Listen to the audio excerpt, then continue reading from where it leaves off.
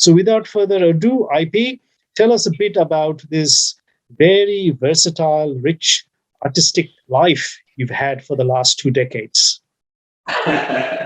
Actually, now if I think about it, yes, it has been very varied and dynamic. I was, I was born in this very traditional tailor's family, and waking up at 4, helping my grandfather cut clothes and make clothes. But although I studied fashion design and textile, but I don't think I was really happy and myself in that space that I was doing, because sometimes you just tend to follow what your family wants you to do. Yes. Sometimes you have your own call, and I figured out later after working for a couple of months that I wasn't much into clothing designing, and that was not my call. And then slowly and gradually, I think it started with a guitar, and then it just carried on to giving music for puppet shows, and from there, some television puppet shows started, and I became a clothes designer and a musician for the puppet show. So, and from there on, it became like a musician who also is a puppeteer, and then a rock band started with a couple of my friends in Delhi. Then started performing here and there. Then we were the first ever Indian band to ever invited at South by Southwest, Texas, Austin. Well, that's quite an achievement. Yeah. Yeah. So I think all this happened over, say, like 2 decades. Then political satire, like Spitting Image at NDTV. Then after that, me getting into sound design and designing sound for documentaries and ads and many other things to do with audio and visuals. So all in all, this was all possible because of music. And music helped me make those connections, and then music took other shapes and forms, because music is universal.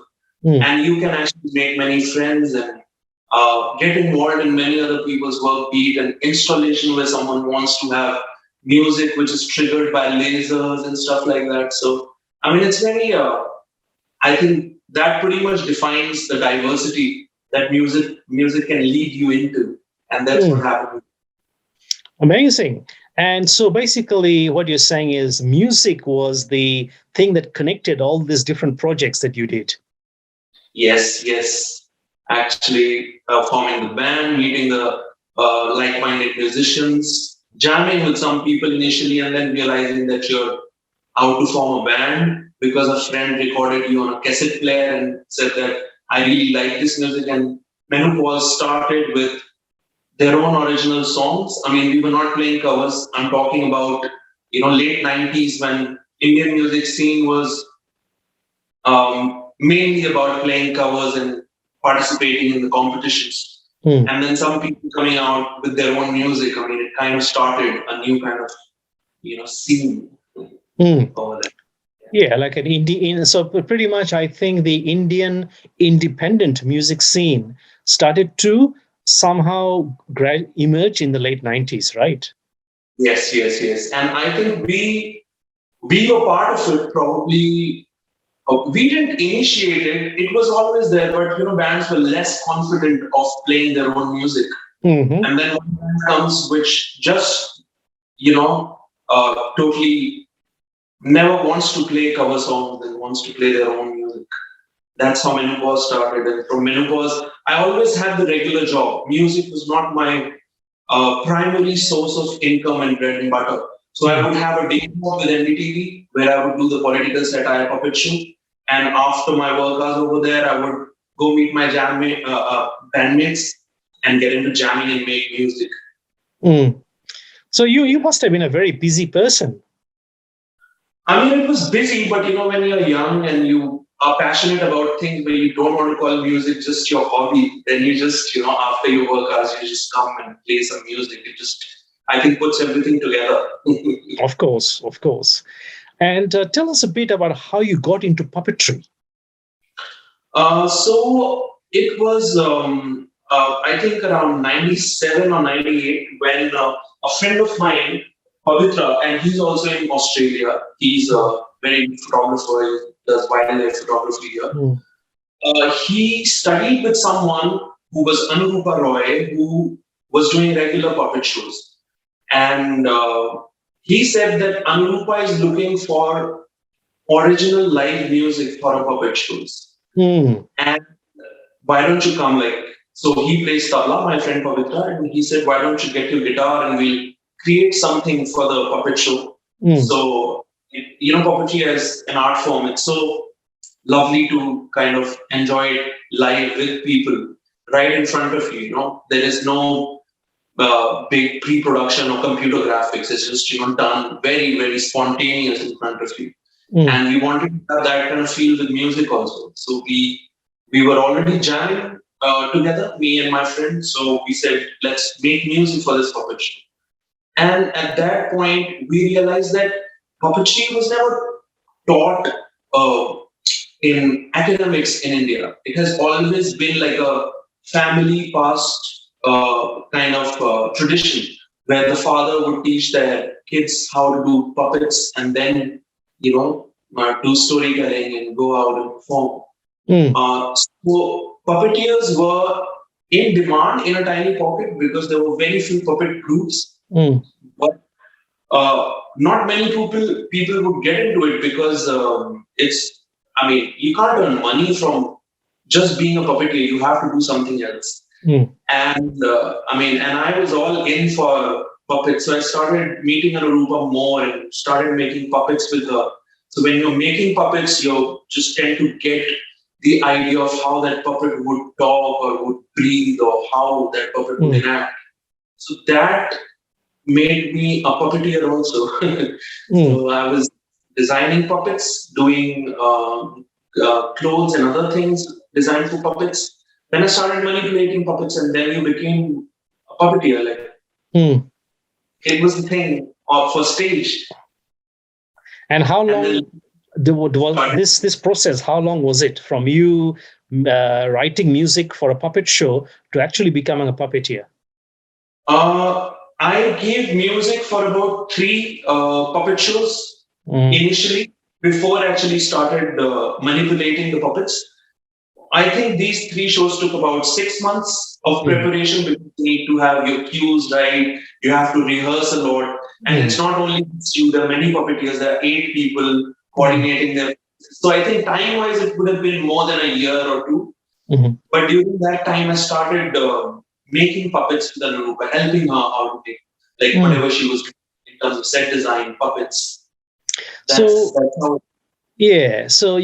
when you joined NTTV, was it as for a puppet show, or you just joined NDTV generally as a journalist?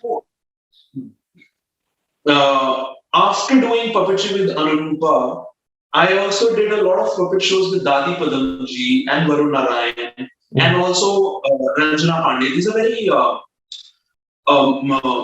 these were the only people who were doing contemporary puppetry and keeping the whole thing alive in the on the theaters and international forums and representing India with puppetry and making traditional puppeteers meet the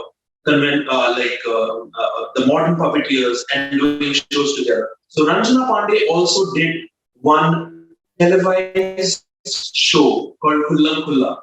And over there, I was designing costumes for the puppets and also I was manipulating puppets and also doing some background singing and music. So after doing that television puppetry, which was very Indian version of Sesame Street kind of show for preschoolers, giving them an idea about alphabets, concepts, numbers.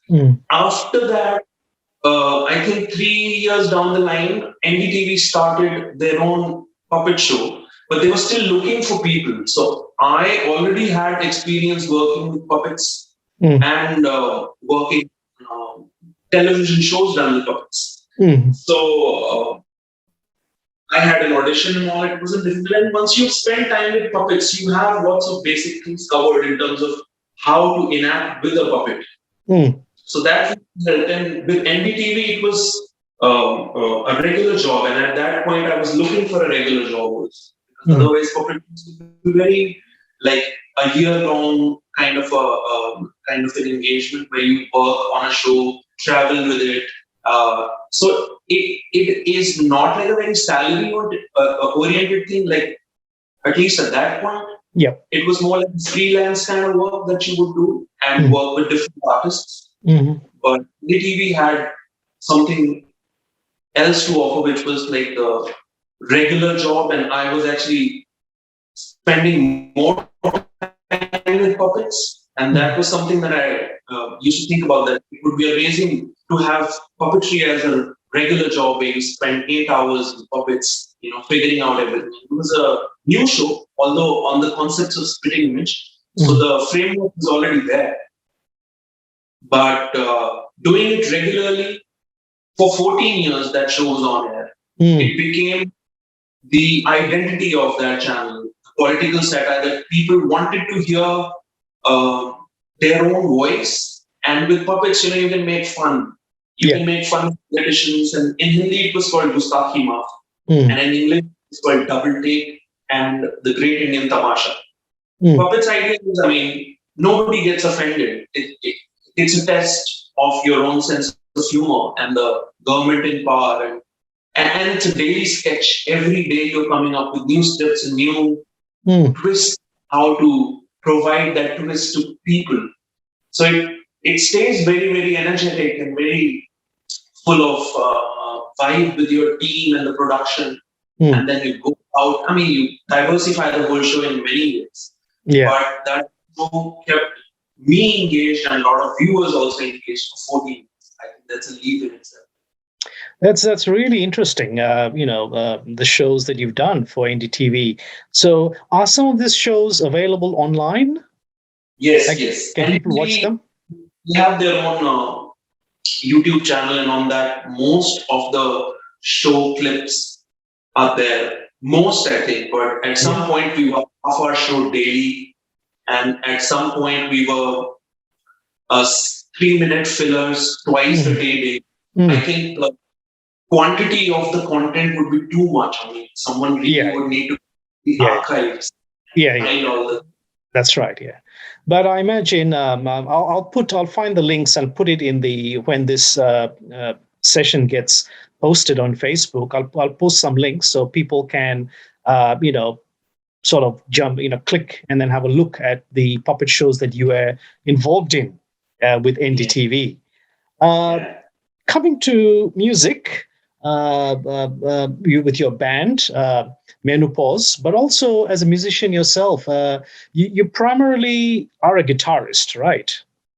Yes, that's how I started. My first guitar I bought was from the money that my grandmother gave me to buy fireworks. And I was too much into fireworks.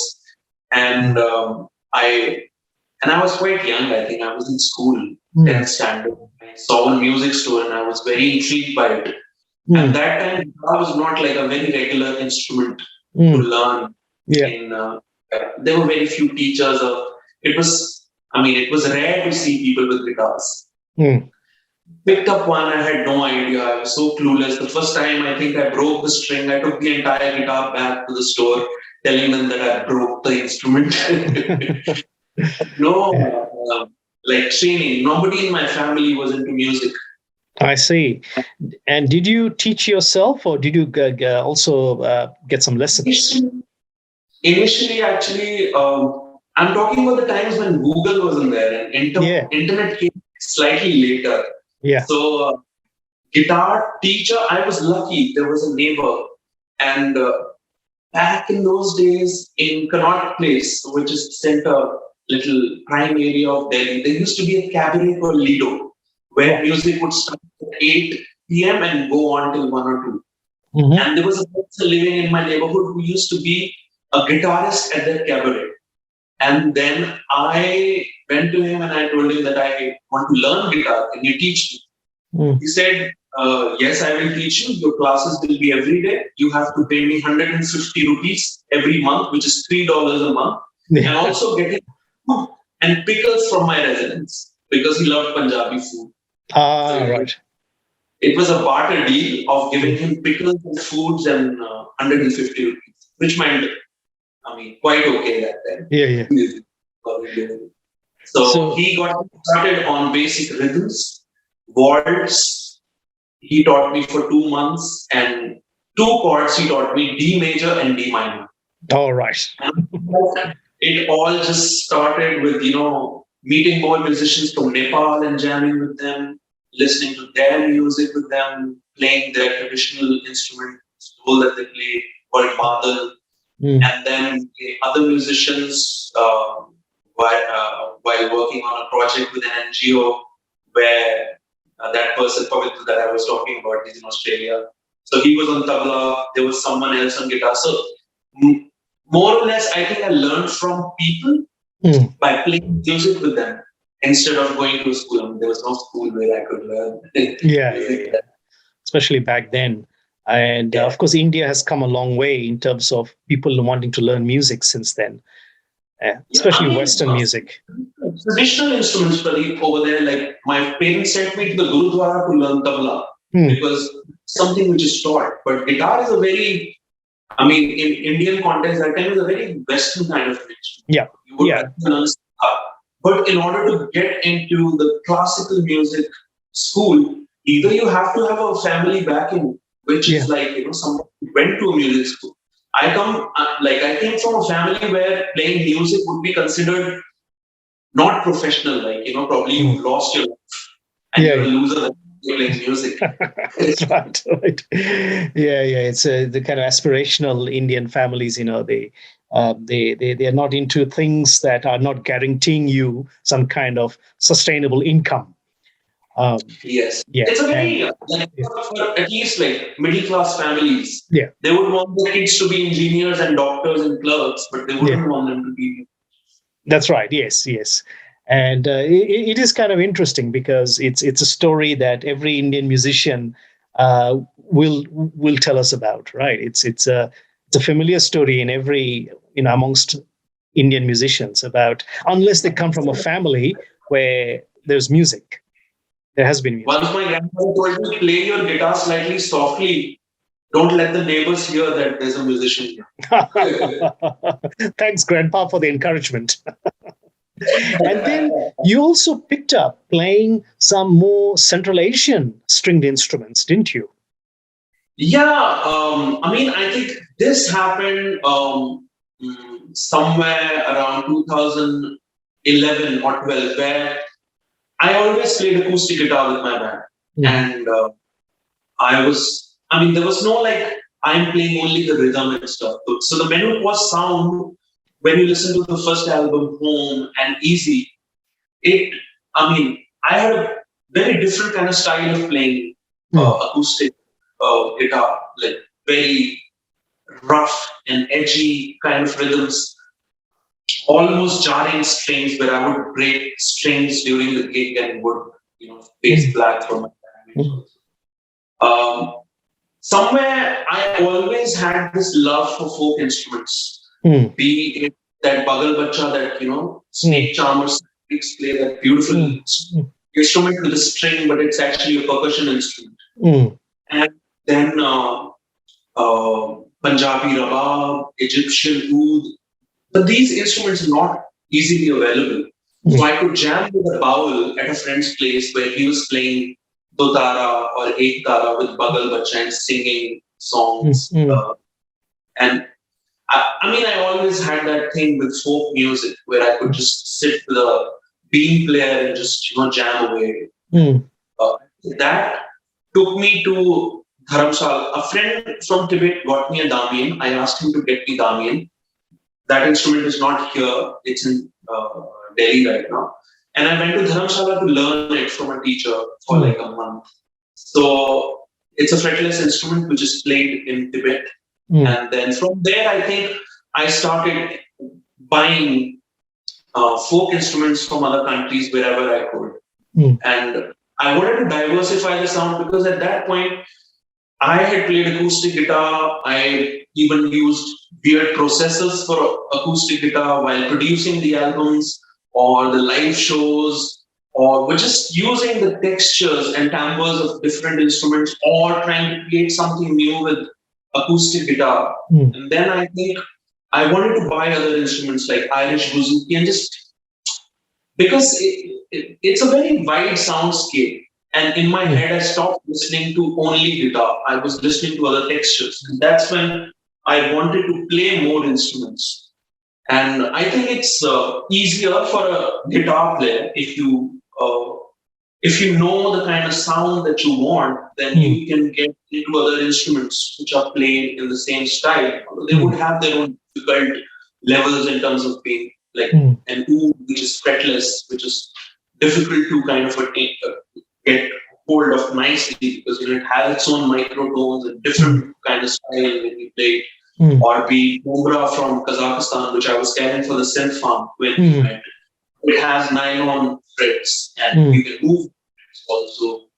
I want to get a Punjabi rabab now, and a charango, and probably a rondoko. I like getting my hands wet with different instruments. I think it's just, Yeah, that's good. That's good. And I've actually seen you play this Central Asian instrument in the synth at the synth farm, and you're playing it on top of all those machines, all those synthesizers, making all those weird noises, and then you are playing this very exotic string instrument, as an accompaniment to that. So you've also been a teacher. You've also had a foot in the academic world. Yes, that started with Jamia MCRC. So students over there, like a course was introduced recently, which is all about animation and visual effects. Because in the film industry right now, apart from just pure cinema, there is a lot to do with animation and visual effects. So certain universities have launched new courses also over there. And a friend of mine is teaching and the course designer and leading the whole wing at that university. And he said that sound is very important for animation. But an animator wanting to learn sound design, how is that possible? So then I came up with a small little workshop design, which is not a regular, very, very advanced kind of a sound course, but a workshop which enables animators to use digital audio workstations and how to lay down sounds, how to find them. Sometimes I would give them basic little synthesis classes and octaves. They're animators, they're not musicians, but they're very well aware of how the system works on the computer. It has automation, it has editing, it has in points, out points, but that little library of content that they can use or how to make it, or even to make them aware of different plugins and software techniques or recording techniques, how to go about recording Foley, how to create a synthesizer out of a sound which is generated when you throw a pan. How to lay down impact Foley for this film, background sound design, theme sound design. And why I got into it was because I just like sharing my craft and things that I know. And I like training people. I think it's something which happens along the way when you're a musician or you've, there is a lot that we can share as a person. But when you know that you have certain skills and certain special things, why not make those available to people who should know it? Although, because they have probably no idea about sound, but if you teach them the way they would learn. So then I got them into Reaper. Reaper is a digital audio workstation, which is the smallest file size. The entire DAW is just 12 MBs. Wow! But everything. It's so modular. And in fact, in the gaming industry in Canada, Reaper is used widely. So I decided to teach them on Reaper and not taking them to Ableton Live or Logic, because universities have those computers and you want these students to be able to afford that software that they want to work with. Reaper's education license is quite cheap. It's not so expensive. And it's across platforms, even if you're using Unix, which is Mac OS, or Windows, or you're using Linux, you can run Reaper. But I also have a tiny little YouTube channel where I make tutorials specifically to a very tiny this neat keyboard controller, Arturia Minilab Mark II, where how to map the workflow of your DAW onto the knobs and pads. I mean, these are certain things that musicians sometimes don't know or don't do. Some people do who have the knowledge of it, but newbies sometimes don't, and they welcome such content. Indeed. So I like using myself with a little bit of help and troubleshooting. Indeed. What is also extremely interesting is right after we met at the Synth Farm in India in 2020, I think it was in February, and then a few weeks later, the pandemic was declared, owing to COVID-19. And of course, I made it back to Australia before that. I came back to Melbourne before that. I knew, because you had told me that your wife was Australian, from Melbourne, in fact. Yes. And interestingly, you were locked down in India. I was locked down in Australia. But in this time between the first wave in early 2020 and sometime earlier this year, you and your family, and I need to mention at this point that you and your wife, you are the proud parents of a young child. How old is your daughter?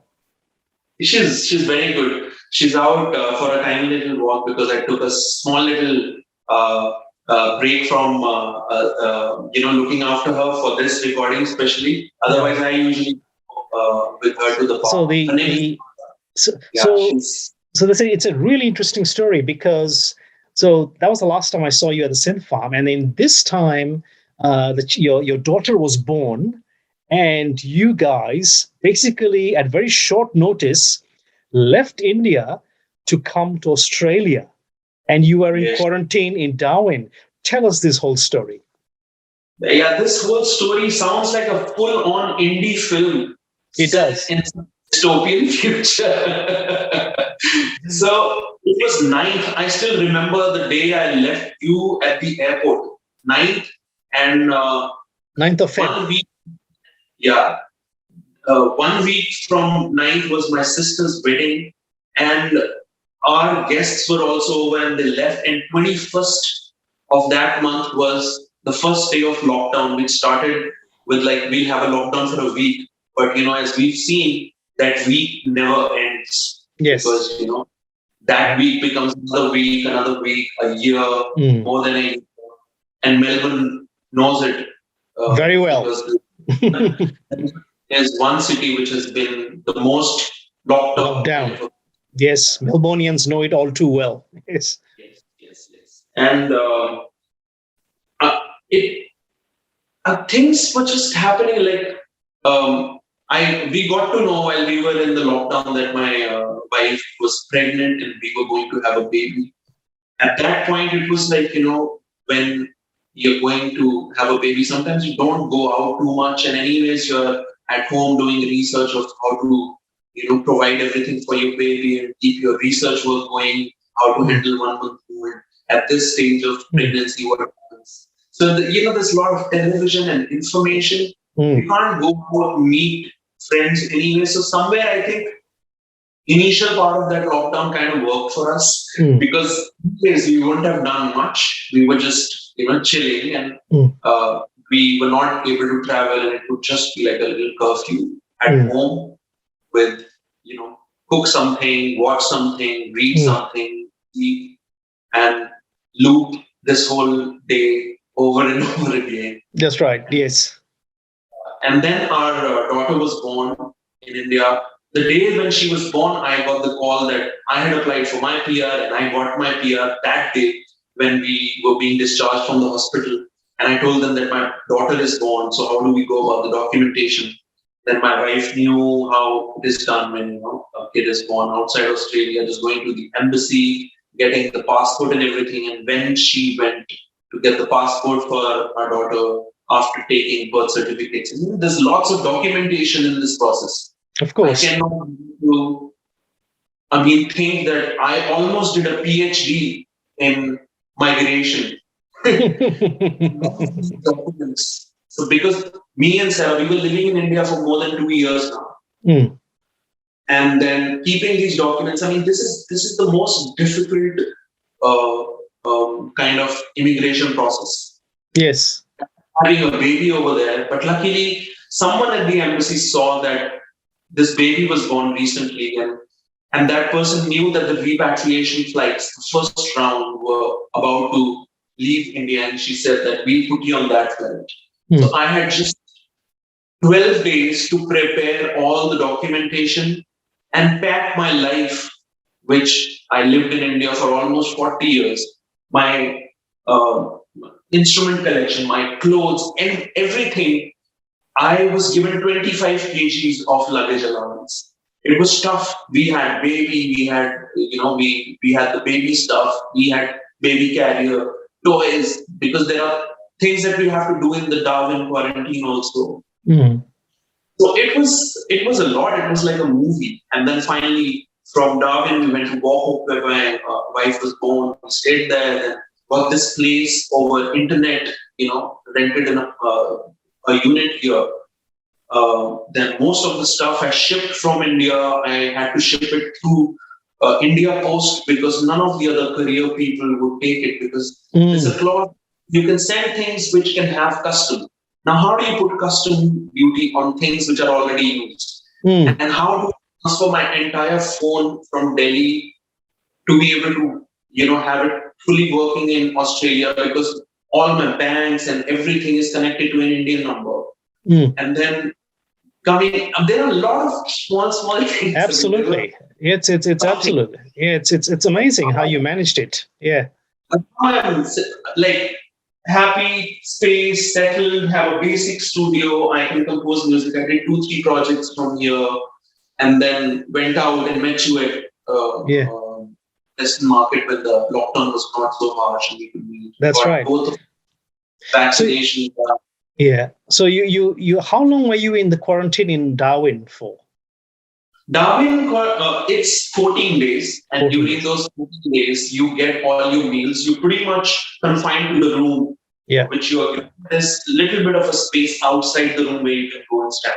You can't go out and walk. It's very nicely managed. Yeah. There's a laundry. You are given an alternate day according to where you are to use the laundry, and then every 4th or 5th day there's a COVID test done on people staying in all the rooms to make sure if anybody is infected, and then they further isolate that person. It's very well managed facility. That's what I heard. I heard it's the best in the country, actually, in terms of quarantine, of COVID-19 quarantine facility. I actually never thought that something so massive could be so well planned. Like, I mean, hats off to everybody who worked over there. We had consistent staff, people who were helping. We had tiny little tags on our arms where they would get our heartbeat and our temperature because we are speaking into the iPad and iPad is relaying that information. Food was also amazing. Nothing to complain. It's amazing. And so was it a flight directly from Delhi to Darwin? Yes, this flight was direct from Delhi to Darwin. That's Darwin. Your next song. And then you have these papers and tags are very nicely defined. You get your swab test done, then you are given a go, then you are given your quarters, you have your ID, you're given 3 SIM card, Australian SIM cards to be able to communicate. And there's Wi-Fi also which works over there. Or some people were saying Wi-Fi doesn't work, but my Wi-Fi worked over there. Fine. And then finally, from there, you going through New South Wales, which is your wife's hometown, where she was born. So you had to visited the in-laws and everything, relatives and stuff. Yeah, we stayed there for 2 months because, we had some stuff and, we couldn't just come to Melbourne because, we still had to rent a place. So we spent time over there and looked at places and just kind of selected one. We didn't know the area of this place. We actually went by most of the phone calls in terms of video, show us the layout and stuff. Of course, the area you live in it is a good area in the northern burbs, and this is your current home in Melbourne. Yeah, when we came to Melbourne, the next day lockdown was announced. Oh, Melbourne's So, many lockdowns. yes, I spoke to you. I spoke to Avi, who's another friend who's a Yes, musician in yes, Melbourne. yes. I spoke to other friends who are here and who I know, but I haven't been able to meet anybody because of the lockdowns. Yes, and of course, the longest lockdown in the world. So we're looking at, this is your studio, right? The room which you are in, your Melbourne studio. A tiny desk studio where I have my beat sequencer, MIDI keyboard, my grid layout, controller, keyboard, expressive EQ share for my MIDI expressions. Mhm. And I picked up these speakers. They were the KRK5, but I kind of painted the front plate because the theme, as you can see, is going all white here. Yes. And then my very, very trusted, powerful old MacBook. Right. My libraries and my stuff. And your guitar, did you bring that from India or you got it here?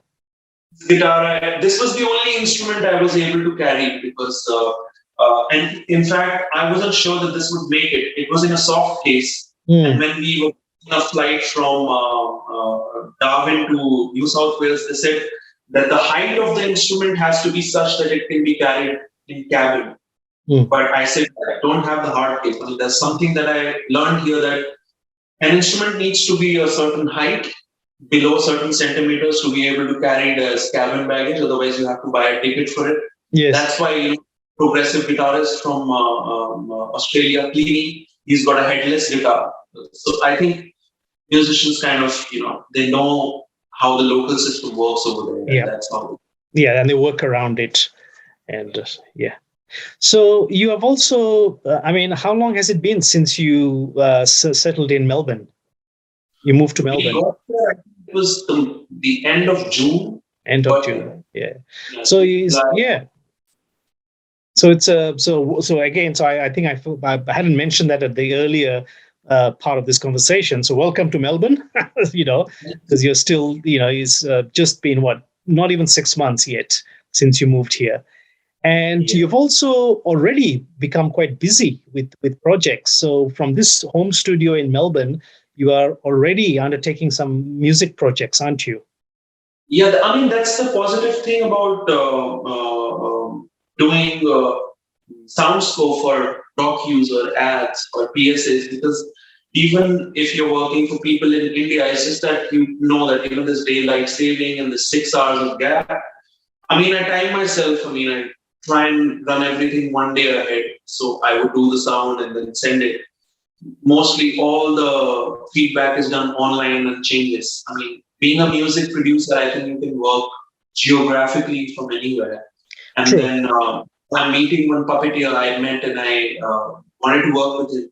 His name is Gary Friedman, and he's a stop animator and puppeteer. So I have to basically get going with him in terms of designing modules and sound design stuff. So looking forward to that.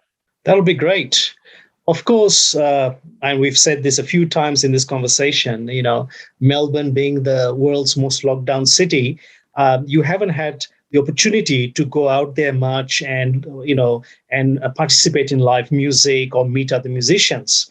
So I'm sure this is something you're gunning to do, hopefully once gradually things start easing. So what are some of the things you'd like to do when things gradually start easing?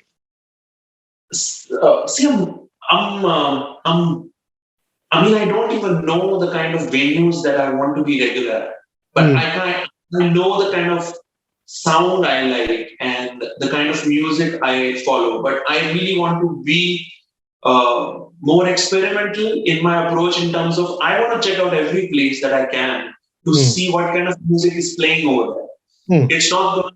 I'm not going to be like, I'm not going to go there because I might not go to a very crowded, popular pub for, a regular dose of EDM.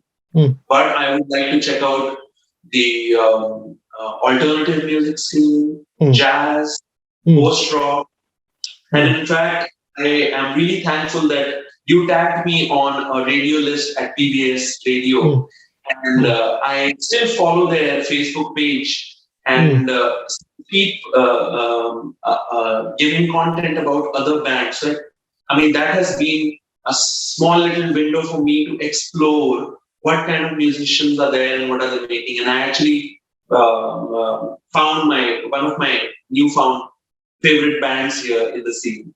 Oh, right. So, yeah. What's the band called?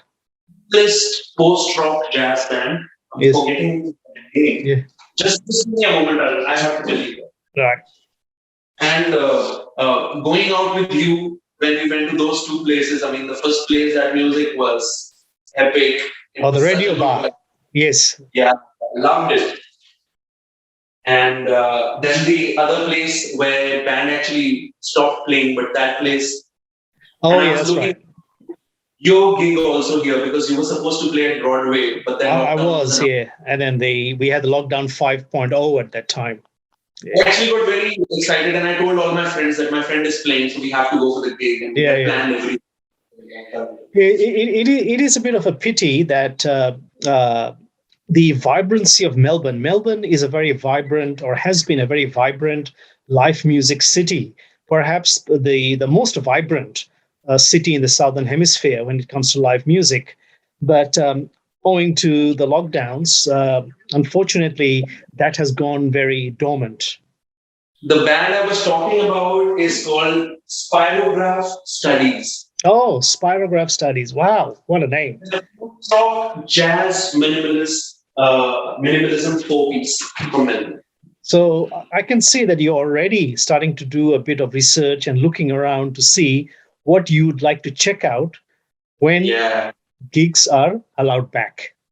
Yes. In fact, my neighbor, I think he's a musician. He was making some music in the garage, but I haven't been able to, it's so refreshing to just meet musicians and jam, because I think that's where, the whole icebreaker between musicians is very easy to do. You can meet someone and, music has its own language, and you can say that, I play this instrument, and sometimes you just, don't talk and just play music and that kind of. Looking forward to jam with you also. Indeed. When we are allowed to, it will be a pleasure to jam with you. It was a great pleasure to talk to you, IP. And I think, and I think Melbourne has become even a richer musical city since you arrived.